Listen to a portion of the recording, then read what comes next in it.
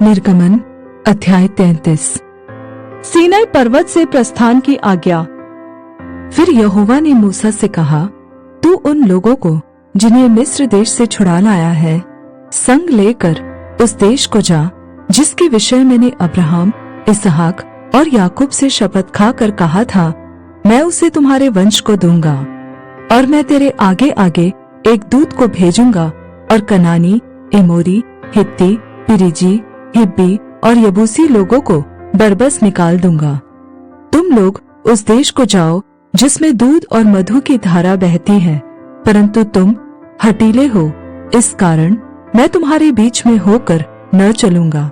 ऐसा न हो कि मैं मार्ग में तुम्हारा अंत कर डालूं। यह बुरा समाचार सुनकर वे लोग विलाप करने लगे और कोई अपने गहने पहने हुए न रहा, क्योंकि यहोवा ने मूसा से कह दिया था, इस्राएलियों को मेरा यह वचन सुना, तुम लोग तो हठीले हो।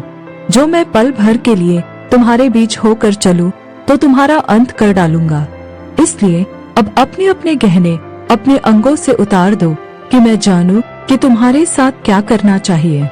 तब इस्राएली होरेब पर्वत से लेकर आगे को अपने गहने उतारे रहे। मिलाप वाला तंबू।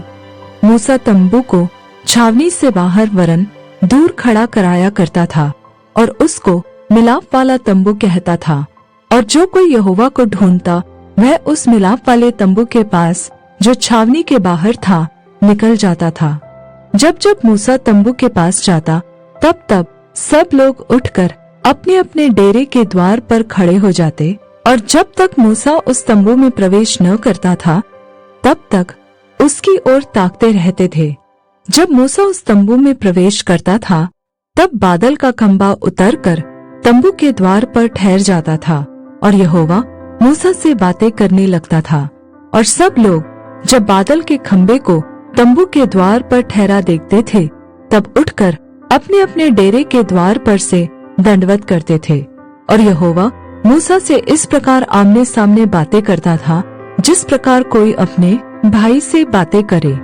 और मूसा तो छावनी में फिर लौट आता था, पर यहोशू नामक एक जवान जो नून का पुत्र और मूसा का टहलुआ था वह तंबू में से न निकलता था। मूसा को यहोवा की महिमा का दर्शन। और मूसा ने यहोवा से कहा, सुन, तू मुझसे कहता है इन लोगों को ले चल, परंतु यह नहीं बताया कि तू मेरे संग किसको भेजेगा। तो भी तूने कहा है, तेरा नाम मेरे चित्त में बसा है और तुझ पर मेरे अनुग्रह की दृष्टि है। और अब यदि मुझ पर तेरे अनुग्रह की दृष्टि हो तो मुझे अपनी गति समझा दे, जिससे जब मैं तेरा ज्ञान पाऊं तब तेरे अनुग्रह की दृष्टि मुझ पर बनी रहे। फिर इसकी भी सुधि कर कि यह जाति तेरी प्रजा है। यहोवा ने कहा, मैं आप चलूंगा और तुझे विश्राम दूंगा। उसने उससे कहा, यदि तू आप न चले तो हमें यहाँ से आगे न ले जा।